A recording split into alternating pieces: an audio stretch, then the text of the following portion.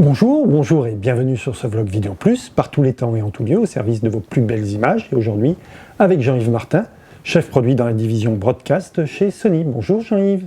Bonjour Gérard. Jean-Yves, première question.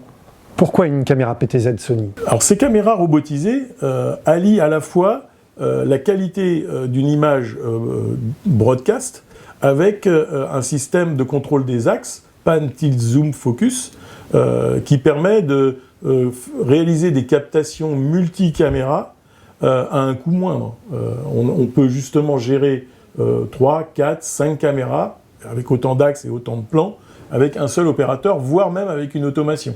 Donc ça permet de dimensionner différentes configurations en fonction des usages à partir d'un dispositif relativement simple à mettre en œuvre. Alors, par exemple, les studios de radio. Les studios de radio sont pratiquement les premiers, ou les petits plateaux télé, talk-show, qui ont été les premiers à utiliser ces caméras en broadcast pour la diffusion, grâce par exemple à des automates d'auto-sélection des caméras et des plans sur la prise de parole dans un micro, voilà, ou un système d'automation pour animer un talk-show sans être obligé d'avoir un réalisateur, un opérateur au mélangeur, pour pouvoir gérer, et des cadreurs évidemment, derrière chaque caméra, pour pouvoir gérer cette captation.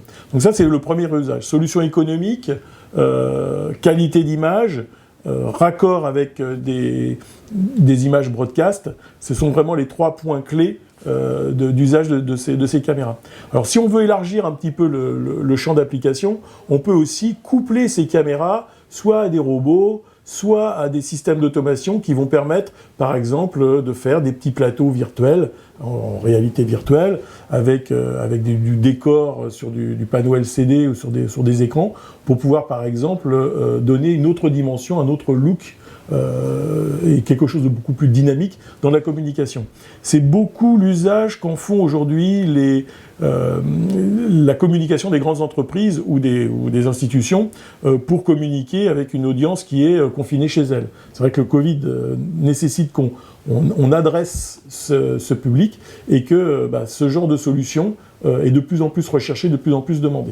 Merci Jean-Yves. Ce post est à présent terminé. Je vous remercie de votre attention et puis je vous dis à bientôt pour une autre vidéo.